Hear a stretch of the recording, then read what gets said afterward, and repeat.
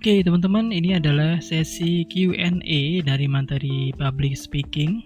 Karena ada beberapa pertanyaan-pertanyaan yang mendasar yang biasa saya temui, yang biasa saya dapatkan ketika menggelar study club public speaking ya di beberapa tempat di Surabaya, baik secara online maupun offline ya.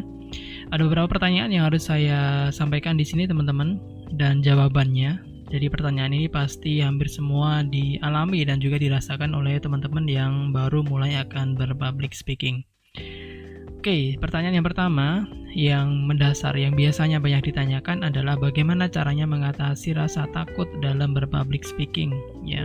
Pada awal-awal kita berpublic speaking ya itu pasti ada takut ya, atau bahkan baru ditawari ataupun baru mendapatkan kesempatan untuk tampil berpresentasi di depan kelas ya, kita sudah takut duluan ya. Bagaimana caranya kita mengatasi takut tersebut?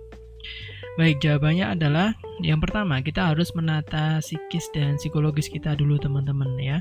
Jadi kita harus membuang semua perasaan negatif, semua persepsi negatif pada diri kita. Biasanya takut itu terjadi karena kita merasa tidak mampu, ya, kita merasa nanti akan gagal, kita merasa nanti pasti ada yang menertawakan saya, ada yang mengejek saya, ada yang menjelek-jelekan presentasi saya. Nah, itu yang harus dibuang jauh-jauh pertama kali, teman-teman. Karena ini adalah pintu gerbangnya adalah diri kita sendiri. Jadi kita harus welcome dulu, harus bisa mengalah pada ketakutan tersebut, harus bisa mengalahkan ketakutan tersebut ya. Kita harus membuang sisi negatif, pikiran-pikiran negatif tentang gagalnya kita pada saat public speaking ya. Jadi pada sebuah proses untuk mendapatkan satu skill tentu ada kegagalan, ada prosesnya ya, ada hal-hal yang harus kita capai dulu, harus step by step ya, langkah demi langkah ya, tidak bisa kita langsung mahir dalam berpublic speaking ya. Namun hal tersebut harusnya akan menjadi sebuah pemacu bagi kita untuk berbuat lebih baik lagi. Tidak boleh sebelum kita maju kita sudah rasa takut dulu ya, takut salah, nanti diketawakan sama teman-teman dan sebagainya. Jadi kita harus membuang pikiran negatif itu, kita isi dengan input-input positif ya, teman-teman ya. Kita sudah membahas yang pertama mental praktis ya, kita bayangkan kita adalah seorang public speaker yang handal, kita bisa berpresentasi dengan baik ya, kita menguasai materi dengan baik. Nah, itu adalah konsep-konsep membangun pikiran positif ya. Kemudian kita bangun lagi bahwa grogi ya, deg-degan, berkeringat itu adalah bukan manifestasi ketakutan kita, tapi merupakan terlalu bersemangatnya kita untuk menyampaikan satu materi sehingga kita menjadi berkeringat ya. Sama dengan atlet yang atlet lari yang berkeringat terlalu banyak ya, dia bukan grogi tapi karena dia adalah terlalu bersemangat sehingga keringatnya keluar dengan begitu banyaknya. Jadi hal-hal tersebut harus kita masukkan ya, input-input negatif kita ganti dengan kata-kata dan juga persepsi positif ya, supaya kita lebih siap di awal-awal kita berpublic speaking. Jadi psikologis ini yang harus kita benerin dulu, kita benahin dulu. Jadi harus kita buang persepsi negatif, kita gagal, kita takut, kita diketawakan, kita berkeringat dan nervous dan sebagainya harus kita buang sejauh-jauhnya. Karena ketakutan itu bersumber dari kita sendiri, maka kita harus bisa mengontrol diri kita dengan baik ya.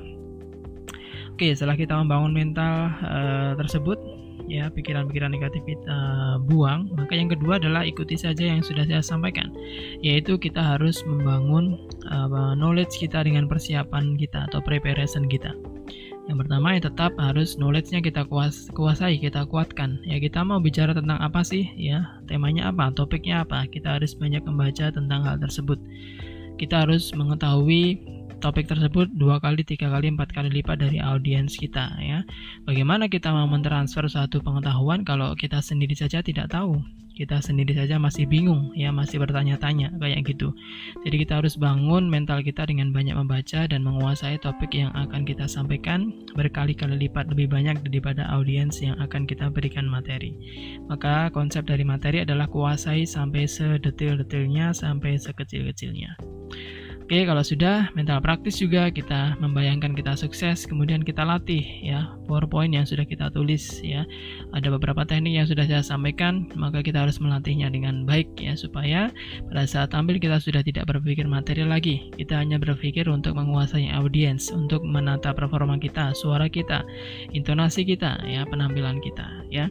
Tatap mata kita ke audiens ya. Jadi kita sudah tidak berpikir tentang materi karena materi sudah kita hafal, kita sudah latih dengan sebelumnya. Kemudian yang kelewatan di depan-depan adalah tentang persiapan peralatan dan perlengkapan teman-teman ya. Teman-teman harus ready laptopnya ya, kemudian PowerPoint-nya nyala apa enggak, kemudian connect enggak laptop dengan LCD, kemudian bagaimana pointernya, bagaimana mic-nya, sampai seperti itu detailnya. Jadi usahakan setengah jam sebelum presentasi dimulai teman-teman sudah ready di ruangan tersebut ya, mengecek semua perlengkapan, laptop, baterai, charger, colokan, kemudian PowerPoint-nya nyala apa enggak, kemudian LCD-nya bagaimana, kemudian kurang tajam apa enggak, kurang fokus apa enggak, kemudian bagaimana pointer saya nyala apa ya tidak, bagaimana mic-nya berfungsi dengan baik atau tidak. Maka itu adalah fase persiapan yang harus kita siapkan juga. Karena ketika perlengkapan tersebut atau peralatan tersebut ada salah satu yang miss, maka kita akan jadi grogi, kita akan jadi kacau konsentrasi kita. Itu harus disiapkan ya. Kemudian yang kelewatan juga di depan adalah bagaimana kita beradaptasi dengan lingkungan. Jadi usahakan 30 menit sebelum kita mulai presentasi kita sudah ada di kelas atau di ruangan tersebut. Supaya apa? Supaya tubuh kita beradaptasi ya dengan ruangannya, dengan suhunya, dengan penataan kursinya, dengan audiennya. Mungkin kita bisa beramah tamah sebelumnya, kita bisa ngobrol sebelumnya ya, dengan suasananya ya, itu akan jauh lebih menurunkan grogi pada kita ya pada saat kita tampil nantinya. Kemudian tempat presentasi juga kita harus beradaptasi sebelumnya, makanya jangan datang pada 1 menit atau 2 menit sebelum kita tampil. Itu akan sangat-sangat grogi sekali ya, karena kita belum persiapan laptop, belum persiapan pointer, LCD dan sebagainya, belum juga kita beradaptasi dengan lingkungan yang baru ya. Oke, setelah itu ya sudah, kita tinggal tampil saja dan yang penting jam terbang ya teman-teman. Jadi teman-teman harus beradaptasi dengan berbagai macam materi, dengan berbagai macam audiens, dengan berbagai macam pertanyaan ya, dengan berbagai macam durasi tampil, dengan berbagai macam topik dan sebagainya.